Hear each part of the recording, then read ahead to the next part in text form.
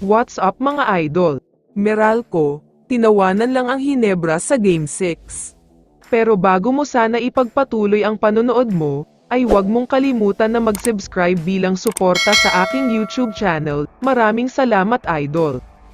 Update lang tayo sa bagong inilabas na balita ng PBA, dahil ayon mismo kay Commissioner Willie Marcial, tatanggalin na daw next season ang height restriction sa mga imports, pwede na daw kahit gaano pa kalaki ang imports.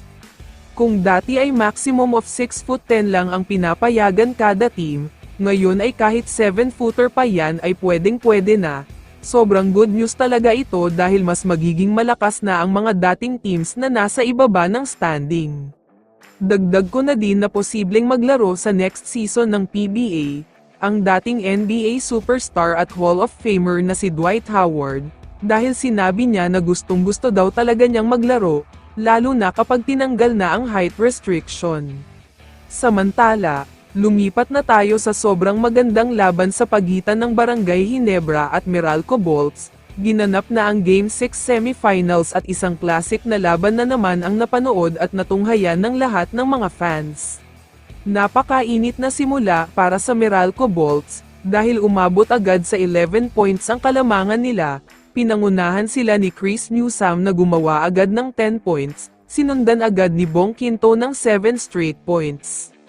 Pero pagkatapos ng magandang simula ng Meralco sa first 6 minutes, isang major run naman ang ginawa ng Hinebra, kaya naman ang double-digit lead ng Meralco ay naibaba sa isa. Grabe talaga ang ginawang fight back ng Hinebra dito. Sa second quarter naman, inulit ng Meralco ang ginawa nila noong first quarter, kung saan gumawa sila ng 7-0 run, pero isang major comeback na naman ang ginawa ng Hinebra, kaya naman sila ang nakapagbaon ng kalamangan.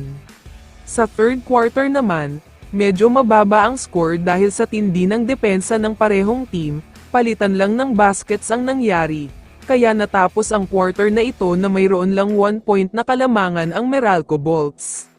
Sa fourth quarter naman, isang napakainit na quarter ito para sa Meralco dahil nakakuha sila ng biggest lead na 8 points.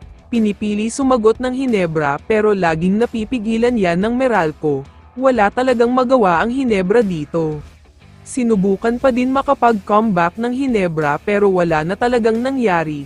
Kaya naman tuluyan nang natapos ang laban at tinawanan ng Meralco ang Hinebra. Maghanda daw sila sa Friday dahil tatapusin na talaga sila ng Meralco. Kaya naman kung ikaw ang tatanungin idol, ano ang masasabi mo sa laban na ito?